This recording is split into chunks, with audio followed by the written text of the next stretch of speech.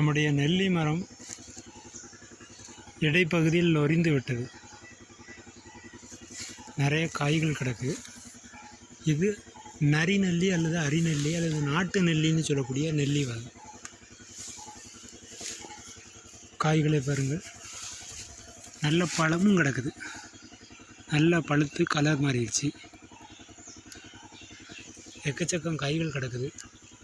மற்ற கொப்புகள் எல்லாம் தண்ணிக்குள்ளே போயிடுச்சு. அதில் காய்கள் கிடக்கும்.